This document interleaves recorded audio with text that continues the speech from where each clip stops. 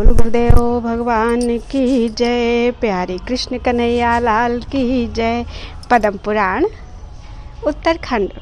साबरमती तट के बालार्क, दुर्धर्षेश्वर तथा खड्गधार आदि तीर्थों की महिमा का वर्णन। श्री महादेव जी कहते हैं, साबरमती के तट पर बालार्क नाम का श्रेष्ठ तीर्थ है जो भोग और मोक्ष प्रदान करने वाला है।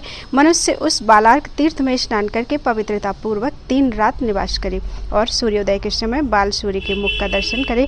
ऐसा करने से वह निश्चय ही सूर्यलोक को प्राप्त होता है। रविवार, संक्रांति, सप्तमी तिथि, विषुव योग, अयन के आरंभ दिवस, चंद्र ग्रहण तथा सूर्य ग्रहण के दिन स्नान करके देवताओं, पितरों और पितामहों का तर्पण करे। फिर ब्राह्मणों को गुड़मयी धेनु और गुड़ भात दान करे। तत्पश्चात कनेर और जपा के फूलों से सूर्य का पूजन करें।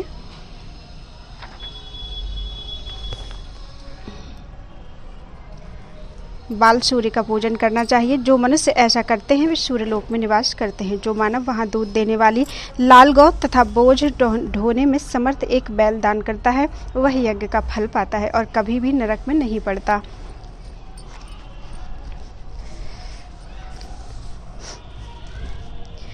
इतना ही नहीं, यदि वह रोगी हो तो रोग से और कैदी हो तो बंधन से मुक्त हो जाता है। इस तीर्थ में पिंडदान करने से पितामह गण पूर्ण तृप्त होते हैं। पूर्व काल की बात है, एक बुढ़ा भैंसा जो वृद्धावस्था के कारण जर्जर हो रहा था बोझ ढोने में असमर्थ हो गया। यह देख व्यापारी ने उसको रास्ते में ही त्याग दिया। गर्मी का महीना था, वह पानी पीने के लिए महानदी साबरमती के तट पर आया। दैववश वह भैंसा कीचड़ में फंस गया जिससे उसकी मृत्यु हो गई। नदी के पवित्र जल में उसकी हड्डियां बह गईं। उस तीर्थ के प्रभाव से वह भैंसा कान्यकुब्ज देश के राजा का पुत्र हुआ। क्रमशः बड़े होने पर उसे राज्य सिंहासन पर बिठाया गया। उसे अपने पूर्व जन्म का स्मरण बना रहा। वहां अपने पूर्व वृत्तांत को याद करके उस तीर्थ के प्रभाव का विचार कर वह राजा उक्त तीर्थ में गया और वहां के जल में स्नान करके उसने अनेक प्रकार के दान दिए। साथ ही उस तीर्थ में राजा ने देवाधिदेव महेश्वर की स्थापना की। वहां स्नान करके महिषेश्वर का पूजन तथा बाल सूर्य के मुख का दर्शन करके मनुष्य सब पापों से मुक्त हो जाता है। यूं तो समूची साबरमती नदी ही परम पवित्र है, किंतु बालार्क क्षेत्र में उसकी पावनता विशेष बढ़ गई है। उसका नामोच्चारण मात्र से मनुष्य बड़े बड़े पापों से भी छुटकारा पा जाता है। साबरमती नदी का जल जहाँ पूर्व से पश्चिम की ओर बहता है वह स्थान प्रयाग से भी अधिक पवित्र, समस्त कामनाओं को पूर्ण करने वाला और महान है। वहाँ ब्राह्मणों को दिया हुआ गौ, भूमि, तिल, सुवर्ण, वस्त्र, अन्न, शैया, भोजन, वाहन और छत्र आदि का दान, अग्नि में किया हुआ हवन, पितरों के लिए किया गया श्राद्ध तथा जप आदि कर्म अक्षय हो जाता है। उस तीर्थ में मनुष्य जिस जिस वस्तु की कामना करता है वह उसे महेश्वर की कृपा तथा तीर्थ के प्रभाव से प्राप्त होती है। अब दुर्धर्षेश्वर नामक एक दूसरे उत्तम तीर्थ का वर्णन करता हूँ। उसके स्मरण करने मात्र से पापी भी पुण्यवान हो जाता है। देवासुर संग्राम की समाप्ति और दैत्यों का संहार हो जाने पर भृगुनंदन शुक्राचार्य ने वहाँ कठोर व्रत का पालन करके लोक सृष्टि के कारणभूत दुर्धर्ष देवता महादेव जी की समाराधना की और उनसे दैत्यों के जीवन के लिए मृत संजीवनी विद्या प्राप्त की। तब से यह तीर्थ भूमंडल में उन्हीं के नाम पर विख्यात हुआ। काव्य तीर्थ में स्नान करके दुर्धर्षेश्वर नामक महादेव का पूजन करने से मनुष्य सब पापों से छुटकारा पा जाता है। साबरमती नदी के तट पर खड़गधार नाम से विख्यात एक परम पावन तीर्थ है जो अब गुप्त हो गया है और जहाँ प्रसंगवश भी कभी अचानक स्नान और जलपान कर लेने पर मनुष्य सब पापों से मुक्त हो जाता है, रुद्रलोक में प्रतिष्ठित हो जाता है। वहाँ कश्यप के पीछे जाती हुई पवित्र साबरमती नदी को पाताल की ओर जाते देख रुद्र ने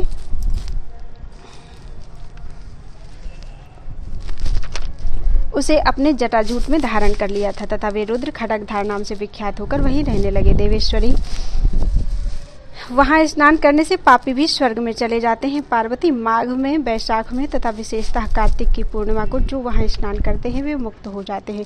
वशिष्ठ, वामदेव, भरद्वाज और गौतम आदि ऋषि वहां स्नान तथा पीछे भगवान शिव का दर्शन करने के लिए आया करते हैं।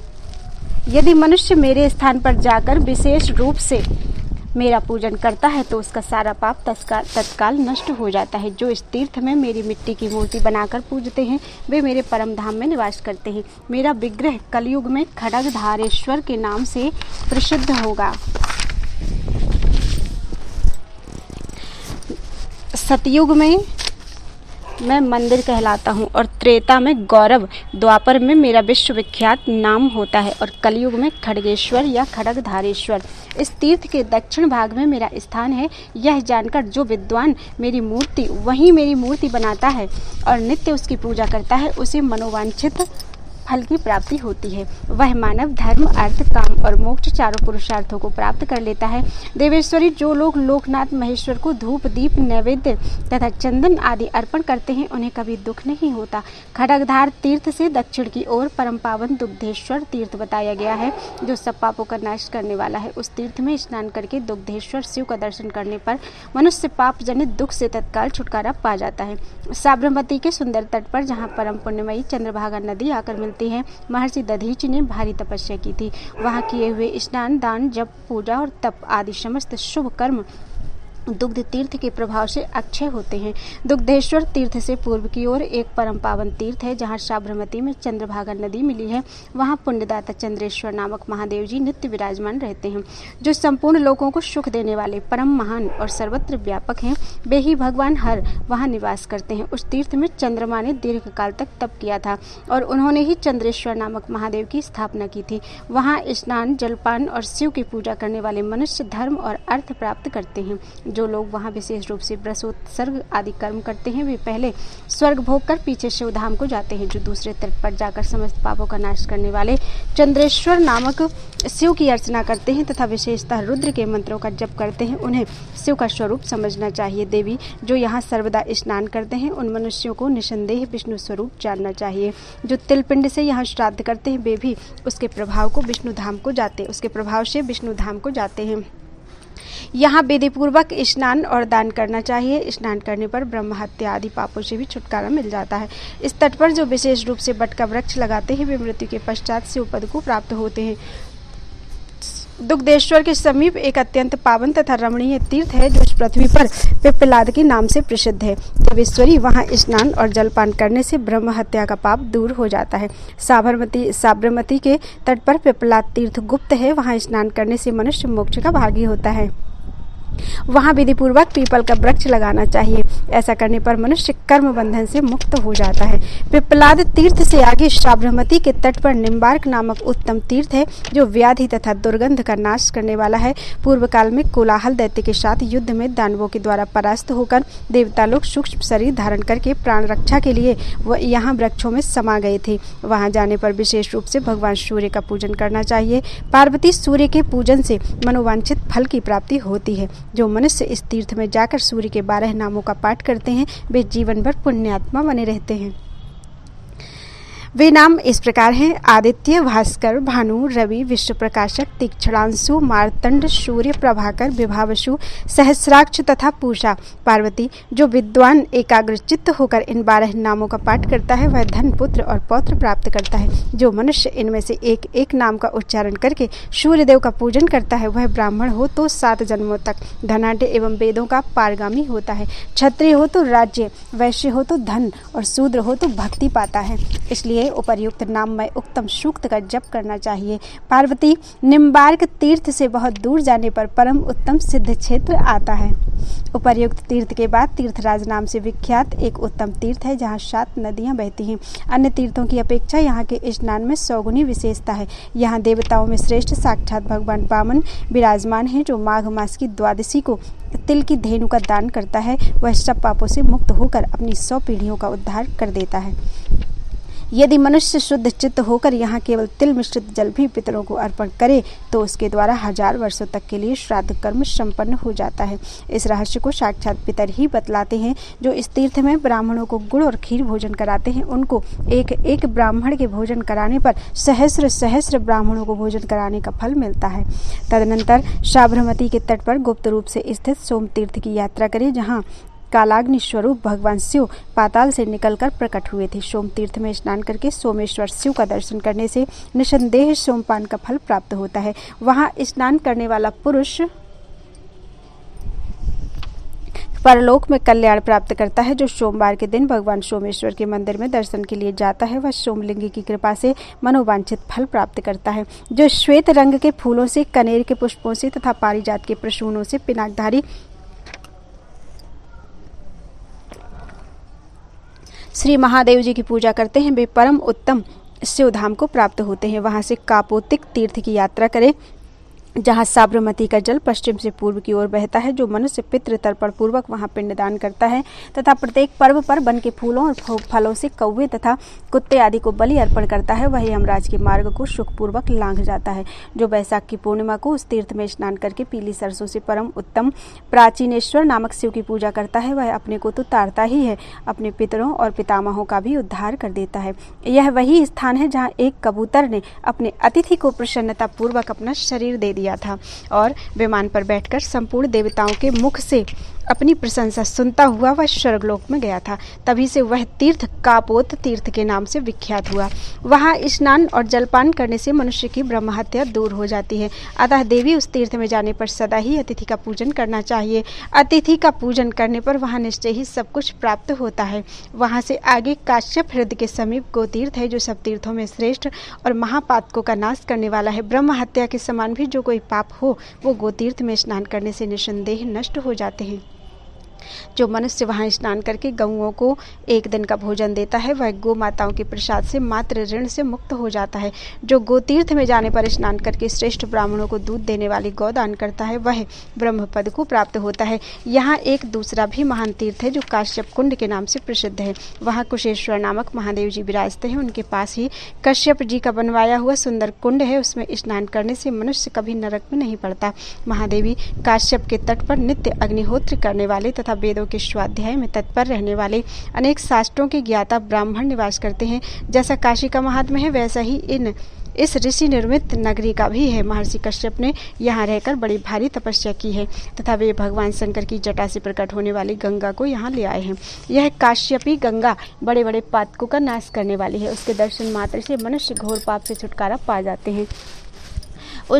वहाँ गोदान और रथदान की प्रशंसा की जाती है। उस तीर्थ में श्राद्ध करके यत्नपूर्वक दान देना चाहिए। भयंकर कलयुग में वह तीर्थ महापातकों का नाश करने वाला है। वहाँ से भूतालय तीर्थ में जाना चाहिए जो पापों का अपहरण करने वाला और उत्तम तीर्थ है। वहाँ भूतों का निवास भूत बट का वृक्ष है और पूर्व वाहिनी चंदना नदी है। भूतालय में स्नान करके भूतों के निवास भूत बट का दर्शन करने पर भगवान भूतेश्वर के प्रसाद से मनुष्य को कभी भय नहीं प्राप्त होता। वहाँ से आगे घटेश्वर नाम का उत्तम तीर्थ है जहाँ स्नान और दर्शन करने से मानव निश्चय ही मोक्ष का भागी होता है।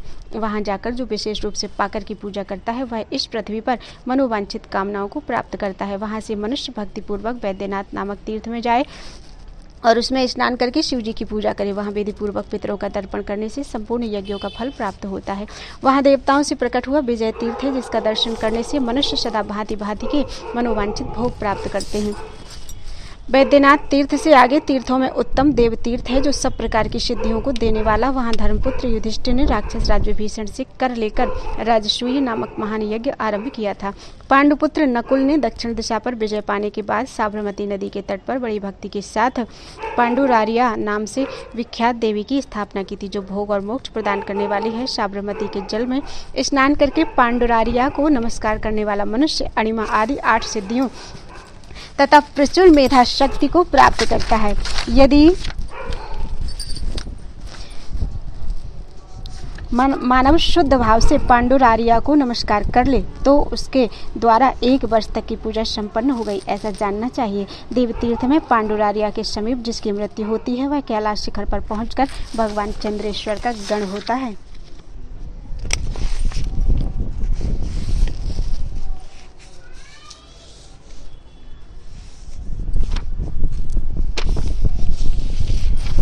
उस तीर्थ से आगे चंडेश नाम का उत्तम तीर्थ है। स्नान करने से मनुष्य निसंदेह मुक्त हो जाता है।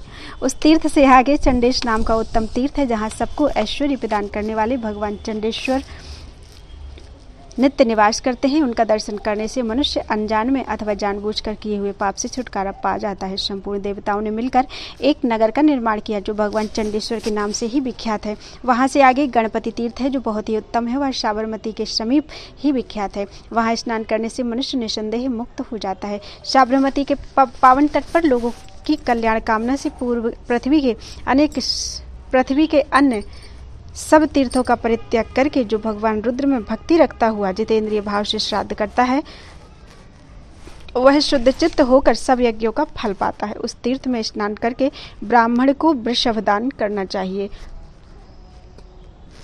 ऐसा करने वाला पुरुष सब लोगों को लांघ कर परम गति को प्राप्त होता है। बोलो वृंदावन बिहारी लाल की जय। बारत्रघनी आदि तीर्थों की महिमा। श्री महादेव जी कहते हैं, महादेवी तदनंतर तीर्थ में जाना चाहिए जहाँ परम साध्वी गिरी कन्या बारतग्नि के साथ इंद्र का समागम हुआ था। जो मनुष्य अपने मन को संयम में रखते हुए वहाँ स्नान करते हैं उन्हें 10 अश्वमेध यज्ञों का फल प्राप्त होता है। जो पुरुष वहाँ तिल के चूर्ण से पिंड बनाकर श्राद्ध करता है वह अपने से पहले की 7 और बाद की 7 पीढ़ियों का उद्धार कर देता है। संगम में विधि पूर्वक स्नान करके गणेश जी का भली भांति पूजन करने वाला मनुष्य कभी विघ्न बाधाओं से आक्रांत नहीं होता और लक्ष्मी जी कभी भी उसका परित्याग नहीं करती। पूर्व काल में वृत्तासुर और इंद्र में रोमांचकारी युद्ध हुआ था जो लगातार 11,000 वर्षों तक चलता रहा। उसमें इंद्र की पराजय हुई और वे वृत्तासुर से पुनः लौटने की शर्त करके युद्ध छोड़कर मेरी शरण में आए। उन्होंने बारत्रघनी की पवित्र संगम पर आराधना के द्वारा मुझे संतुष्ट किया।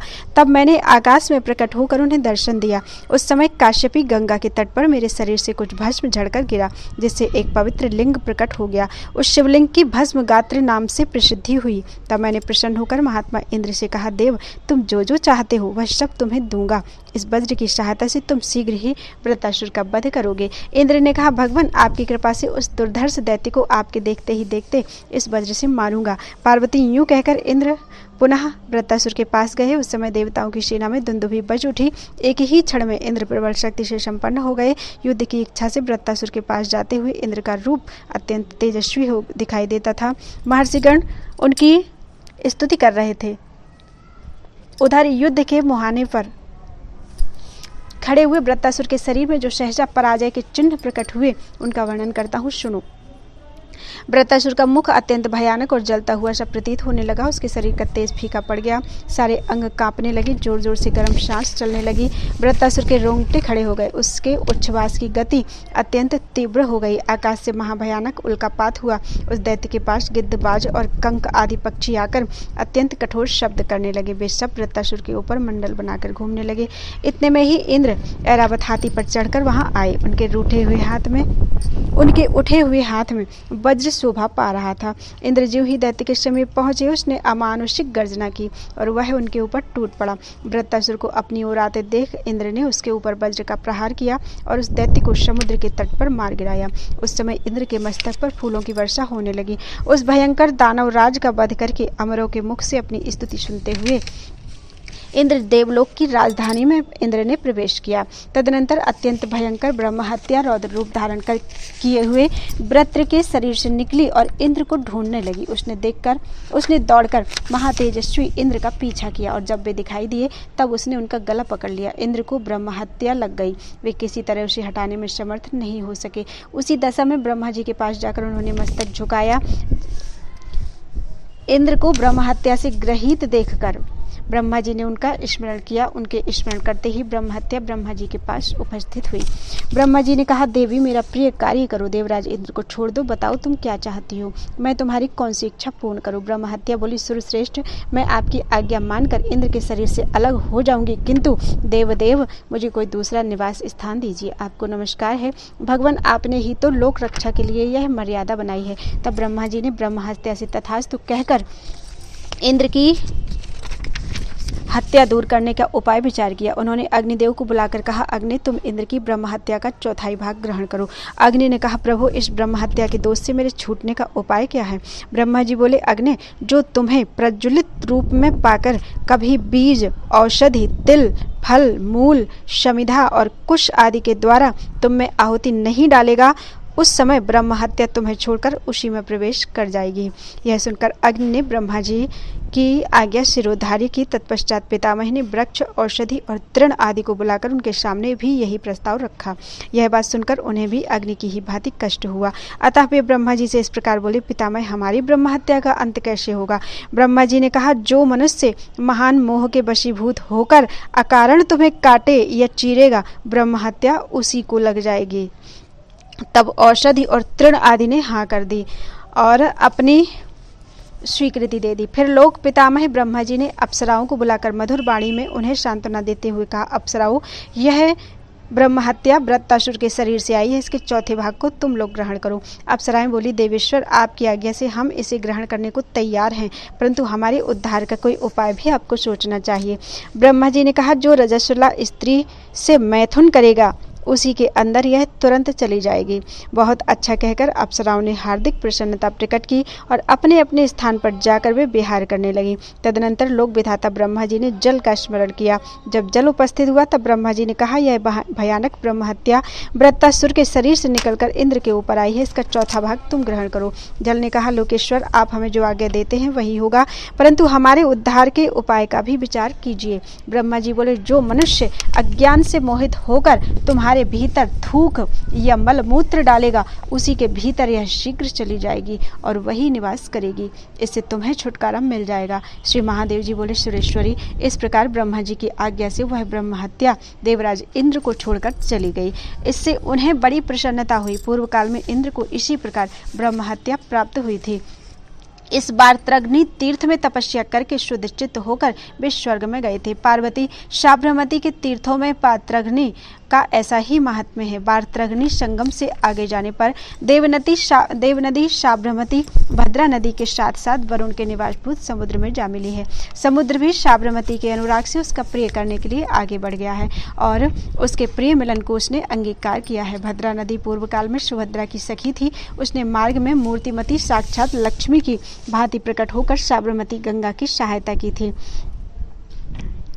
उन दोनों नदियों का पवित्र संगम समुद्र के उत्तर तट पर हुआ है। उस तीर्थ में स्नान करके जो भगवान महाबराह को नमस्कार करता है और स्वच्छ जल का दान करता है वह वरुण लोक को प्राप्त होता है। उसी मार्ग से बराह रूपधारी भगवान विष्णु ने समुद्र में प्रवेश करके देवताओं के बैरी संपूर्ण दानवों पर विजय पाई थी। भगवान ने जो बाराह का रूप धारण किया था उसका उद्देश्य देवताओं का कार्य सिद्ध करना ही था। वह रूप धारण करके वे समुद्र में जा घुसे और पृथ्वी देवी को अपनी दाढ़ों पर रखकर कर्दमालय में आ निकले। इससे वहाँ बाराह तीर्थ के नाम से एक महान तीर्थ बन गया। जो मनुष्य वहाँ स्नान करता है वह निश्चय ही मोक्ष का भागी होता है। यहाँ पितरों की मुक्ति के लिए श्राद्ध करना चाहिए। ऐसा करने वाला पुरुष पितरों के साथ ही मुक्त होकर अत्यंत सुखद लोक में जाता है। बाराह तीर्थ से आगे संगम नामक तीर्थ है जहाँ साबरमती गंगा समुद्र से मिली है। वहाँ विधि पूर्वक स्नान और दान करना चाहिए। इस तीर्थ में स्नान करने से महापातकी की भी मुक्ति हो जाती है। स्वजनों का हित चाहने वाले पुरुषों को वहाँ श्राद्ध का अनुष्ठान करना चाहिए। वहाँ श्राद्ध करने से मनुष्य निश्चय ही पितृलोक में निवास करता है। जहाँ समुद्र से साबरमती गंगा का नेत्र संगम हुआ है उस स्थान पर ब्रह्म हत्यारा भी मुक्त हो जाता है। फिर अन्य पापों से युक्त मनुष्यों के लिए तो कहना ही क्या है। मंदबुद्धि लोग जहाँ तीर्थ नहीं जानते वहाँ मेरे नाम से उत्तम तीर्थ की स्थापना कर लेनी चाहिए। संगम के पास ही आदित्य नामक उत्तम तीर्थ है जो संपूर्ण विश्व में विख्यात है। उसका दर्शन अवश्य करना चाहिए। वहाँ स्नान करने से पुष्कर में स्नान करने का फल होता है। मदार और कनेर के फूलों से भगवान सूर्य का पूजन, श्राद्ध और दान करना चाहिए। यह आदित्य तीर्थ परम पवित्र और पापों का नाशक है। महापातकी मनुष्यों को भी यह पुण्य प्रदान करने वाला है। उस तीर्थ के बाद नीलकंठ नाम का एक उत्तम तीर्थ है। मुक्ति की इच्छा रखने वाले पुरुष को इसका दर्शन अवश्य करना चाहिए। पार्वती, जो मनुष्य बिल्व पत्र अथवा धूप दीप से नीलकंठ का पूजन करता है, बिलपत्र तथा धूप दीप से नीलकंठ का पूजन करता है, उसे मनोवांछित फल की प्राप्ति होती है। जो निर्जन स्थान में रहकर वहाँ उपवास करते हैं वे लोग जिस जिस वस्तु की इच्छा रखते हैं उसे वह तीर्थ प्रदान करता है। पार्वती, जहाँ साबरमती नदी दुर्गा से मिली है तथा जहाँ उसका समुद्र से संगम हुआ है वहाँ स्नान करना चाहिए। जो कलयुग में वहाँ स्नान करेंगे वे निश्चय ही निष्पाप हो जाएंगे। दुर्गा संगम पर श्राद्ध करना चाहिए। वहाँ जाने पर विशेष रूप से ब्राह्मणों को भोजन कराना और विधि पूर्वक गाय भैंस का दान देना उचित है। यह साबरमती नदी पवित्र पापों का नाश करने वाली है और परम धन्य है। इसका दर्शन करके मनुष्य पापों से मुक्त हो जाते हैं। पार्वती, साबरमती नदी को गंगा के समान ही जानना चाहिए। कलयुग में वह विशेष रूप से प्रचुर फल देने वाली है। बोलो वृंदावन बिहारी लाल की जय। श्री नरसिंह चतुर्दशी के व्रत तथा श्री नरसिंह तीर्थ की महिमा। श्री महादेव जी कहते हैं, हे देवी सुनो, अब मैं तुम्हें त्रिलोक दुर्लभ व्रत का वर्णन सुनाता हूँ जिसके सुनने से मनुष्य ब्रह्म हत्या आदि पातकों से मुक्त हो जाता है। स्वयं प्रकाश परमात्मा जब भक्तों को सुख देने के लिए अवतार ग्रहण करते हैं वह तिथि और मास भी पुण्य के कारण बन जाते हैं। देवी, जिनके नामों का उच्चारण करने वाला पुरुष सनातन मोक्ष को प्राप्त होता है वे परमात्मा कारणों के भी कारण हैं। वे संपूर्ण विश्व के आत्मा, विश्व स्वरूप और सबके प्रभु हैं, जिन्होंने 12 सूर्यों को धारण कर रखा है। वे ही विश्व के आत्मा, विश्व स्वरूप और सबके प्रभु हैं, जिन्होंने 12 सूर्यों को धारण कर रखा है। वे ही भगवान भक्तों का अभीष्ट सिद्ध करने के लिए महात्मा नृसिंह के रूप में प्रकट हुए हैं। देवी, जब हिरण्यकशिपु नामक दैत्य का वध करके देवादिदेव जगत गुरु भगवान नृसिंह सुखपूर्वक विराजमान हुए, तब उनकी गोद में बैठे हुए ज्ञानियों में श्रेष्ठ प्रहलाद जी ने उनसे इस प्रकार प्रश्न किया। सर्वव्यापी भगवान नारायण नरसिंह का अद्भुत रूप धारण करने वाले, आपको नमस्कार है। सुरश्रेष्ठ, मैं आपका भक्त हूँ, अतः यथार्थ बात जानने के लिए आपसे पूछता हूँ। स्वामिन,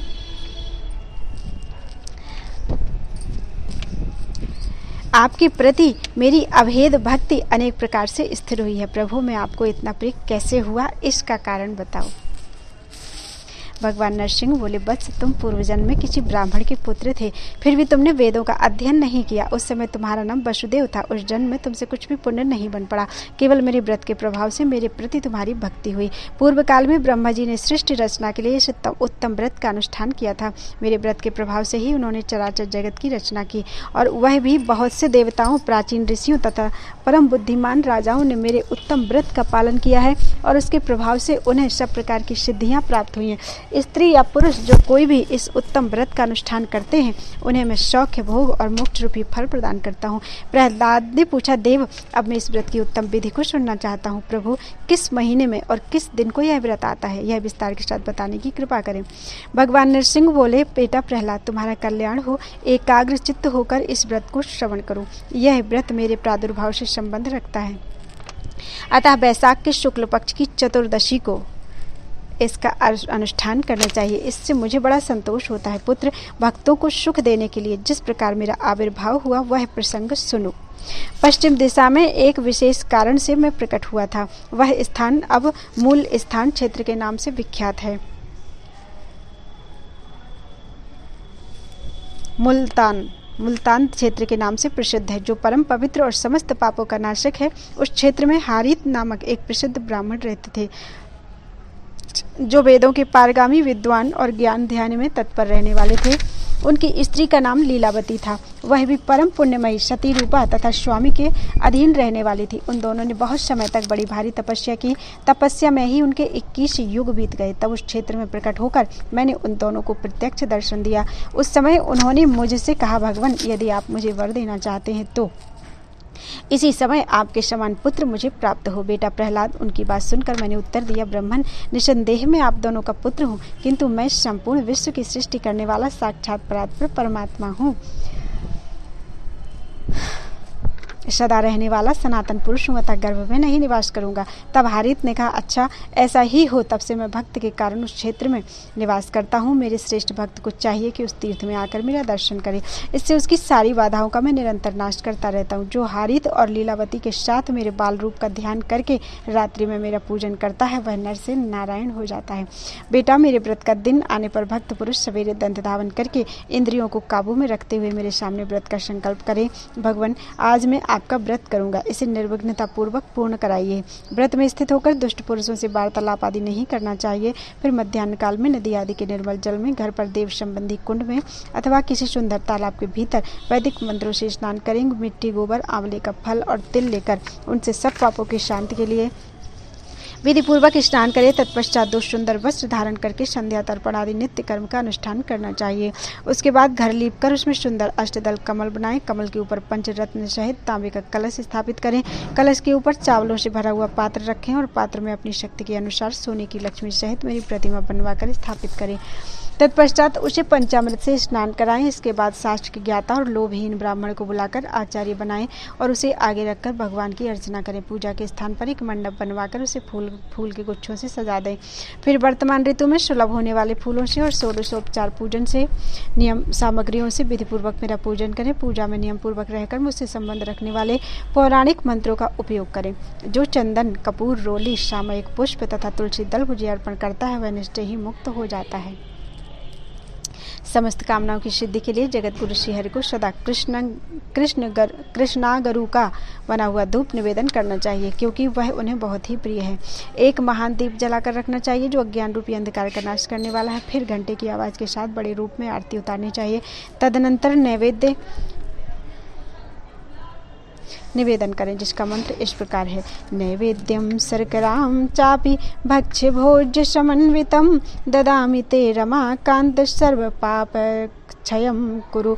लक्ष्मीकांत, मैं आपके लिए भक्ष्य भोज्य सहित नैवेद्य तथा शर्करा निवेदन करता हूँ, आप मेरे सब पापों का नाश कीजिए। लक्ष्मीकांत, मैं आपके लिए भक्ष्य भोज्य सहित नैवेद्य तथा शर्करा निवेदित करता हूँ, आप मेरे सब पापों का नाश कीजिए। तत्पश्चात भगवान से इस प्रकार प्रार्थना करें। नरसिंह, अच्युत, देवेश्वर, आपके शुभ जन्मदिन को मैं सब भोगों का परित्याग करके उपवास करूंगा। स्वामिन, आप इससे प्रसन्न हो तथा मेरे पाप और जन्म के बंधन को दूर करें। यूं कहकर व्रत का पालन करें। रात में गीत और वाद्यों की ध्वनि के साथ जागरण करना चाहिए।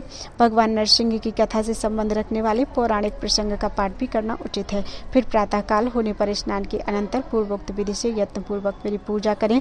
उसके बाद स्वस्थ चित्त होकर मेरे आगे वैष्णव श्राद्ध करें। तदनंतर श्लोक और परलोक दोनों पर विजय पाने की इच्छा से सुपात्र ब्राह्मणों को नीचे लिखी वस्तुओं का दान करना चाहिए।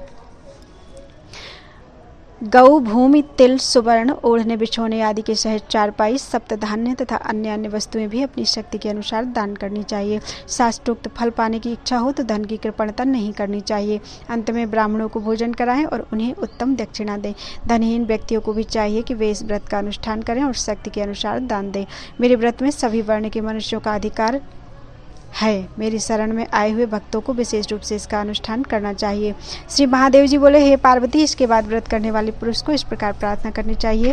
विशाल रूप धारण करने वाले भगवान नरसिंह, करोड़ों कालों के लिए भी आपको परास्त करना कठिन है। बाल रूपधारी प्रभु, आपको नमस्कार है। बाल अवस्था तथा बालक रूप धारण करने वाले श्री नरसिंह भगवान, आपको नमस्कार है, जो सर्वत्र व्यापक, सबको आनंदित करने वाले, स्वतः प्रकट होने वाले, सर्वजीव स्वरूप, विश्व के स्वामी, देव स्वरूप और सूर्य मंडल में स्थित रहने वाले हैं, उन भगवान को प्रणाम है।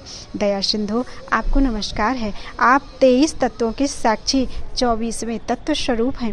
काल, रुद्र और अग्नि आपके ही स्वरूप हैं। यह जगत भी आपसे भिन्न नहीं है। नर और सिंह का रूप धारण करने वाले आप भगवान को नमस्कार है। देवेश, मेरे वंश में जो मनुष्य उत्पन्न हो चुके हैं और जो उत्पन्न होने वाले हैं, उन सब का दुखदायी भवसागर से उद्धार कीजिए।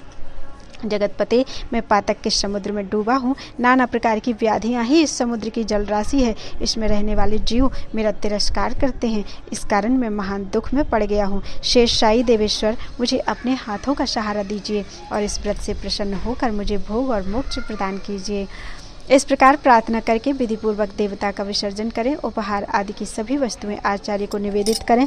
ब्राह्मणों को दक्षिणा से संतुष्ट करके विदा करें। फिर भगवान का चिंतन करते हुए भाई बंधुओं के साथ भोजन करें। जिसके पास कुछ भी नहीं है, ऐसा दरिद्र मनुष्य भी यदि नियम पूर्वक नरसिंह चतुर्दशी को उपवास करता है तो वह निसंदेह 7 जन्मों के पापों से मुक्त हो जाता है। जो भक्ति पूर्वक इस पाप नाशक व्रत का श्रवण करता है, उसकी ब्रह्म हत्या दूर हो जाती है। जो मानव इस परम पवित्र एवं गोपनीय व्रत का कीर्तन करता है, वह संपूर्ण मनोरथों के साथ ही इस व्रत के फल को भी पा लेता है। जो मध्याह्न काल में यथाशक्ति इस व्रत का अनुष्ठान करता है और लीलावती देवी के साथ हारित मुनि एवं भगवान नरसिंह का पूजन करता है, उसे सनातन मोक्ष की प्राप्ति होती है। इतना ही नहीं, वह श्री नरसिंह के प्रसाद से सदा मनोवांछित वस्तुओं को प्राप्त करता रहता है। उस तीर्थ में परम पुण्यमयी सिंधु नदी बहुत ही रमणीय है। उसके समीप मूल स्थान नामक नगर आज भी वर्तमान है। उस नगर का निर्माण देवताओं ने किया था। वही महात्मा हारित का निवास है और उसी में लीलावती देवी भी रहती हैं। सिंधु नदी के निकट होने पर वहाँ निरंतर जल के प्रबल वेग की प्रतिध्वनि सुनाई पड़ती है। कलयुग आने पर वहां बहुत से पापाचारी म्लेच्छ निवास करने लगते हैं। पार्वती, भगवान नरसिंह के प्रादुर्भाव काल में जैसा अद्भुत शब्द हुआ था, उसी के समान प्रतिध्वनि वहां आज भी सुनाई देती है। ब्रह्म हत्यारा, सुवर्ण चुराने वाला, शराबी और गुरुपत्नी के साथ समागम करने वाला ही क्यों न हो, जो मनुष्य सिंधु नदी